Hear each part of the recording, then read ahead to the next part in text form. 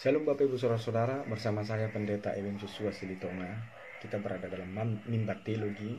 Kita akan belajar bahan khotbah epistel Minggu tanggal 13 September 2020 dalam kalender gerejawi Minggu 14 setelah Trinitatis. Bapak Ibu, saudara-saudara, saya mohon bantu saya untuk membagikan kebenaran firman ini dengan cara kita share, kita subscribe agar lebih banyak lagi orang yang mendengar kebenaran firman Tuhan.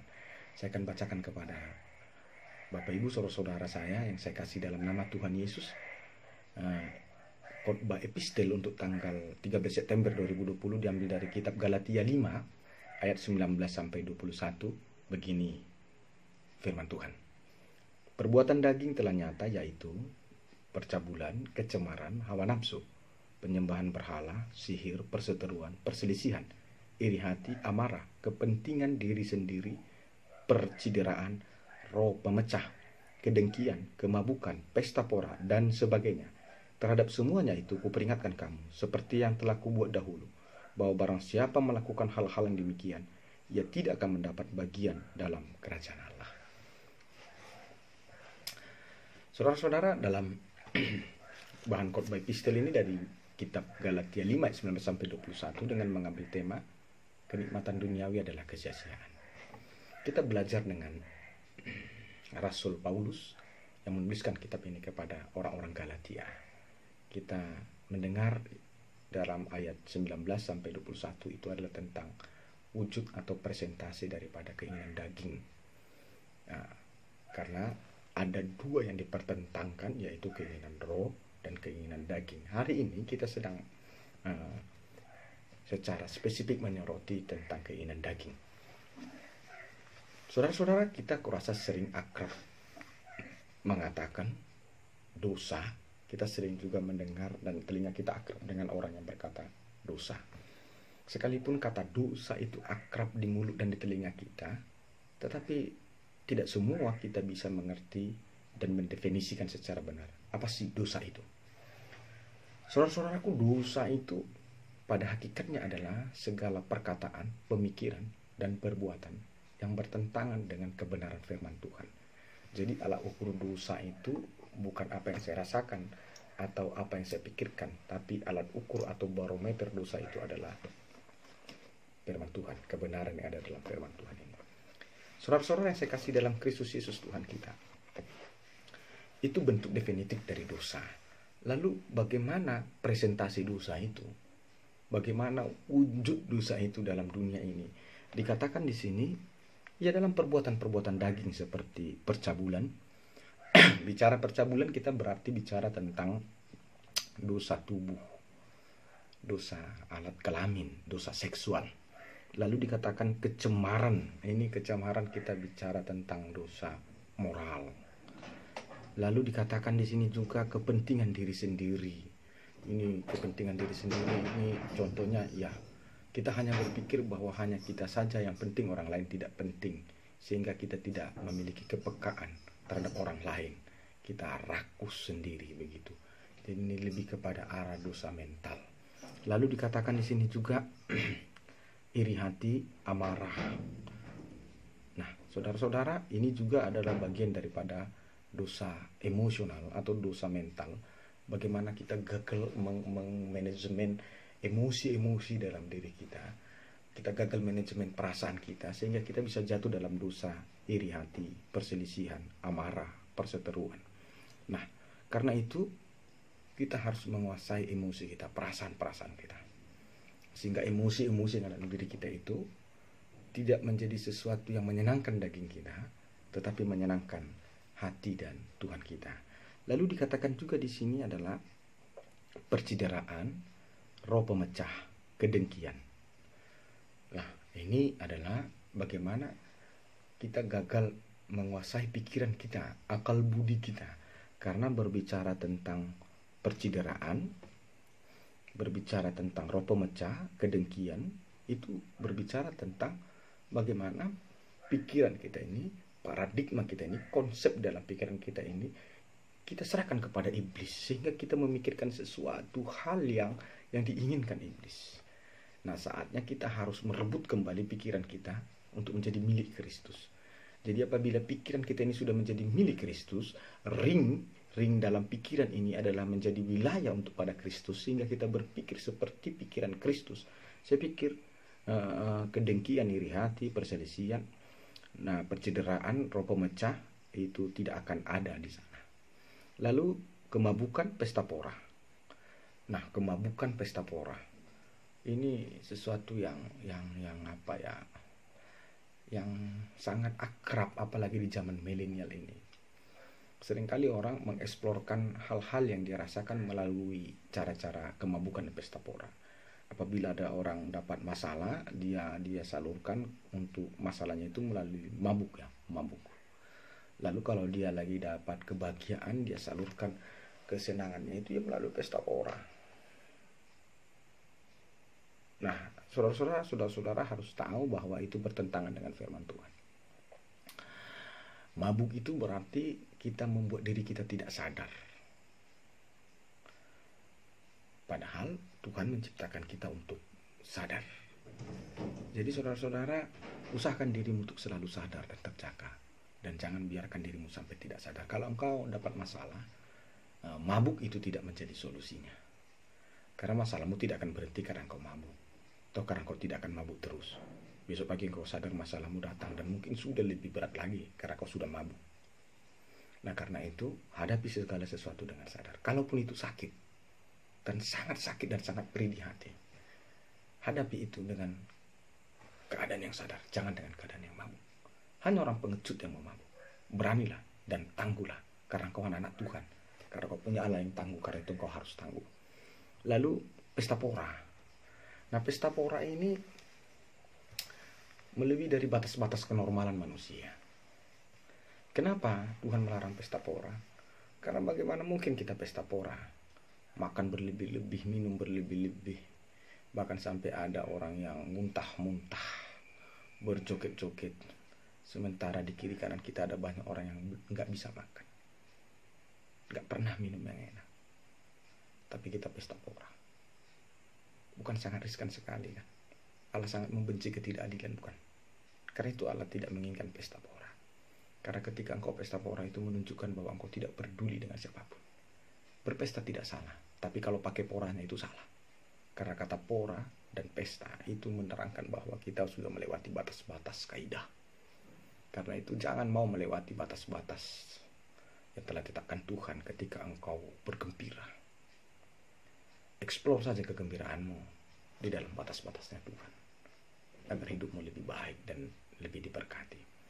Lalu kedengkian, ini lagi yang berbahaya ini. Kita sering sekali tidak mampu menerima kelebihan orang, lalu kita mengeksplornya dengan dengki. Dan terkadang kita nggak mampu menerima kekurangan orang, lalu kita akhirnya mendengki. Padahal yang bermasalah itu adalah kita. Kita bermasalah dalam emosional, kita bermasalah dalam kejiwaan atau psikologi.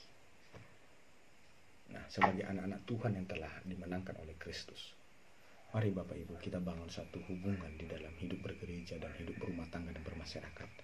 Dalam satu relasi, yang di dalam relasi itu kita menghormati kelebihan orang lain, agar kelebihannya itu memberkati kita. Sehingga orang bodoh tidak terus menjadi bodoh, tapi orang bodoh menjadi cerdas karena ia menghormati orang cerdas yang ada di sekitarnya. Dan mari kita hargai juga, kita hormati kekurangan orang lain. Jadi ketika kita melihat ada orang lain dalam kekurangan, kita bukan menjadi sebal atau kita jadi menyindirnya atau mendiskreditkannya, bukan. Tetapi ketika kita melihat kekurangan orang lain, itu menjadi satu panggilan Allah agar dengan kelebihan kita membantunya. Lalu dikatakan Rasul Paulus begini, "Kuingatkan kepada kamu sekalian, barang siapa yang melakukan hal-hal yang di atas keinginan daging itu," dikatakan, "ia tidak akan dapat bagian dalam kerajaan Allah." The kingdom of God, Basilio Toteo, atau saya sering mendefinisikannya adalah sorga itu.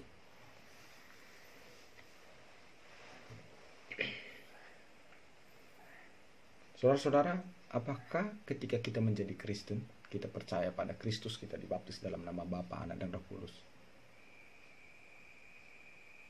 secara otomatis kita masuk ke sorga? Ya, kalau kita tidak melakukan perbuatan dosa atau keinginan daging ini. Tapi sekalipun Anda seorang Kristen, atau Anda sudah berpuluh tahun Kristen, mungkin 80 tahun, mungkin 90 tahun, mungkin 100 tahun, mungkin 50 tahun, mungkin 60 tahun saudara sudah jadi Kristen. Tapi kekristenan saudara itu akan menjadi hambar ketika di dalam menyandang kekristenan itu saudara melakukan dosa atau keinginan daging ini. Karena kekristenan itu tidak ada di KTP. Karena kekristenan sejati itu bukan ada pada pengakuan dan buku stambuk gereja. Tapi kekristenan itu ada pada kelakuan, pemikiran, dan perkataan. Ya mungkin di dunia ini kekristenan itu dilihat secara administratif. Ada nggak surat baptismu tanda kau Kristen? Mungkin di dunia itu begini, begitu. Coba lihat KTP-mu apa kau Kristen atau tidak. Ya jadi memang di dunia ini kekristenan itu dilihat secara administratif. Tapi di hadapan Allah kekristenan itu tidak dilihat secara administratif. Kekristenan itu dilihat dari apa yang saudara lakukan dengan tubuh saudara. Dengan apa yang saudara keluarkan perkataan dari mulut saudara. Dan dari apa yang saudara pikirkan dengan pikiran saudara. Itulah ukurnya Allah melihat apa kita ini Kristen atau tidak. Ketahuilah, sekalipun kita percaya bahwa Yesus adalah Tuhan dan kita telah dibaptis, tapi jika kita masih diam di dalam dosa ini, jangan bermimpi masuk ke surga. Dan jangan bermimpi kita mendapat bagian dari kerajaan Allah. Karena itu mari kita putuskan sekarang rantai dosa itu. Ketika saudara mendengar firman ini, mari kita putuskan rantai dosa itu. Sekarang, mari kita putuskan keinginan-keinginan daging yang ada ini. Agar apa? Agar kita bertemu kelak di sorga, kehidupan yang kekal. Saudara-saudaraku yang saya kasih dalam Kristus Yesus Tuhan kita, kenikmatan dunia ini akan membimbing kita pada keinginan daging. Setiap orang yang membiarkan dirinya terbuai dengan keinginan dunia ini, maka dia akan jatuh pada dosa ini. Setiap orang yang membiarkan dia dibuai oleh kecintaan pada uang, dia akan jatuh pada dosa ini. Karena itu, engkau harus lebih mencintai Allah kita daripada dunia ini agar kita tidak jatuh dalam dosa ini. Karena segala sesuatu di dunia ini adalah sia-sia. Tapi sorga, kerajaan Allah, Basilia the kingdom of God, the heaven, adalah segala-galanya. Karena itu, hidup kita di dunia ini hanya sebagai pendatang. Karena hidup kita sesungguhnya ada di sorga. Kenapa Allah membiarkan kita ada di dunia ini? Karena kita memiliki satu misi. Allah menyuruh kita ada ke dunia ini agar kita melakukan satu tugas untuknya. Apa itu? Dalam Matius 28 dikatakan, pergilah, beritakanlah Injil ke seluruh dunia. Ajarlah mereka melakukan apa yang telah kuperintahkan kepada. Baptislah mereka di dalam nama Bapa, Anak, dan Roh Kudus. Ketahuilah, aku menyertai engkau senantiasa sampai pada akhir zaman. Itulah alasannya kenapa kita ada di dunia ini. Agar kita mengajar banyak orang. Agar mereka mengenal Kristus dan meladani Kristus. Setelah tugas itu selesai, Dia yang mengutus kita akan datang. Seperti Dia naik ke langit dengan awan-awan, demikianlah kelak kita akan naik ke surga dengan awan-awan. Seperti Dia yang bangkit dari dalam kuburan, demikianlah kelak pada kedatangan yang kedua kali, kita akan bangkit dari kuburan kita. Ketika sangkakala dibunyikan, semua orang akan mendengar suaranya. Orang percaya akan bangkit untuk mendapatkan surga. Kiranya firman ini semakin menguatkan dan memampukan engkau pada panggilanmu untuk mencintai surga itu melebihi dari segala sesuatu. Jadilah surga bagi sesamamu dan hadirkan surga itu di dunia ini sampai kita nanti akan dibawa ke surga itu dalam nama Tuhan Yesus. Tuhan memberkati saudara. saudara-saudaraku sekalian. Salam.